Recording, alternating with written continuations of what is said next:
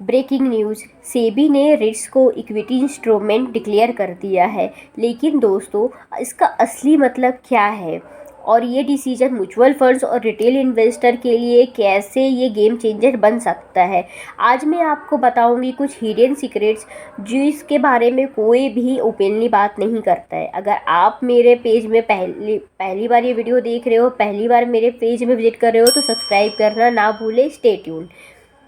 तो पहले रिट्स एक सेपरेट एसेट कैटेगरी में जानी जाती थी। अब सेबी ने कहा कि म्यूचुअल फंड के लिए रिट्स को ट्रीट करो इक्विटी के रूप में। मतलब अब ये हुआ कि REITs mutual fund equity portfolio में इंक्लूड हो सकती है। इस मूव का ये मतलब है कि म्यूचुअल फंड्स और एफआईआईज अब रिट्स में भी ज़्यादा इन्वेस्ट कर सकते हैं, जिससे लिक्विडिटी और विजिबिलिटी दोनों ही बढ़ेगी। ये एक साइलेंट बूस्ट है इंडियन रियल एस्टेट मार्केट के लिए।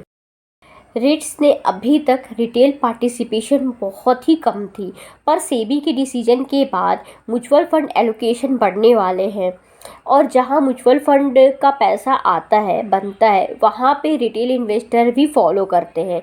इसमें हिडन फैक्ट्स ये हैं कि ये एक हिडन इंस्टीट्यूशनल एंट्री ट्रिगर है।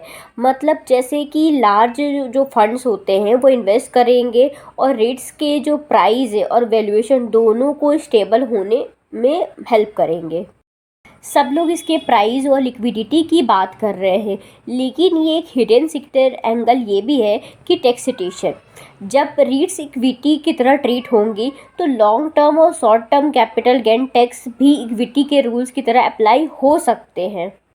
मतलब कि 10% long term capital gain tax और 15% जो अभी चल रहे हैं short term capital gain tax rule, जो पहले रेट्स पर क्लियरली एप्लीकेबल नहीं थे, अब उन्हें क्लैरिटी मिल सकती है। ये इन्वेस्टर के लिए एक ह्यूज एडवांटेज हो सकता है। दुनिया के बड़े बड़े जो कंट्रीज़ हैं, जैसे कि यूएस हो गया, सिंगापुर में रेट्स में लोगों को बहुत ही मिलियनर बनाया है। इंडिया में ये अभी एक स्टार्टिंग फेस में है, लेकिन अभी सेबी का जो ये सिग्नल है जो इक्विटी स्टेटस देने का, ये India is ready for global level rates expansion. मतलब ये इसमें लेकिन एक हिडन सीक्रेट भी है। वो क्या है कि फॉरेन जो इन्वेस्टर के लिए अब भी ये कंप्लाइंस इजी हो गया है। मतलब कि आने वाले मंथ्स में जो एफडीआईस है, जो एफआईआईस है, वो उनका जो इनफ्लो है वो बढ़ने का फुल पॉसिबिलिटीज़ है। आज तक रियल इस्टेट में एंट्री लेना सिर्फ रिच लोगों के लिए ही था, लेकिन रिट्स ने गेम चेंज बदल दिया है। अब जो रिटेल इन्वेस्टर है वो अब 10,000 15,000 रुपये में भी ऑफिस बिल्डिंग, आईटी पार्क्स और जो मॉल्स होते हैं बड़े बड़े, उनका जो पार्टिसिपेशन ले सकते हैं बहुत ईजिली। यानी अब आप इनडायरेक्टली रियल इस्टेट का रेंटल इनकम अर्न कर सकते हो, बिना प्रॉपर्टी खरीदे, बिना टेनेंट का झमेले के। ये stock market plus real estate का परफेक्ट ही हाइब्रिड मॉडल है। ये सब कुछ एक रोज़ ही नहीं है। रेट्स का इनकम डिपेंड करता है रेंटल ऑक्यूपेंसी पर और इंटरेस्ट रेट पर। अगर ऑफिस का डिमांड अगर गिरती है या फिर बढ़ती है तो ये रिटर्न्स का इम्पैक्ट हो सकता है।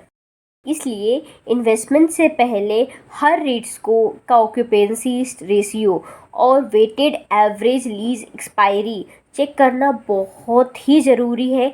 ये बताता है कि आपका पैसा कितना स्टेबल है।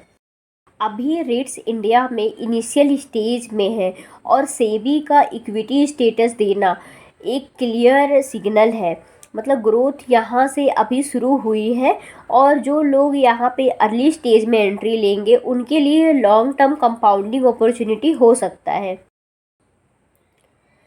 नेक्स्ट 3 to 5 ईयर्स में रिट्स के जो इंडेक्स है वो इंक्लूशन और पैसिव फंड्स फ्लो बढ़ने का फुल चांस है। मतलब जिससे वैल्यूएशन और डिमांड दोनों ही हाई जा सकते हैं। तो दोस्तों, अगर सेबी का ये स्टेप सिर्फ एक रूल चेंजर नहीं है, बल्कि एक साइलेंट रिवॉल्यूशन है और रियल इस्टेट इन्वेस्टिंग में। अगर आपको मेरे वीडियो इन्फॉर्मेटिव लगे हों तो लाइक करें, कमेंट करके मुझे ज़रूर बताएं और अपने दोस्तों के साथ ज़रूर शेयर करें जो म्यूचुअल फंड में इन्वेस्ट करते हैं। हम मिलते हैं आपको नेक्स्ट वीडियो में। तब तक के लिए थैंक यू।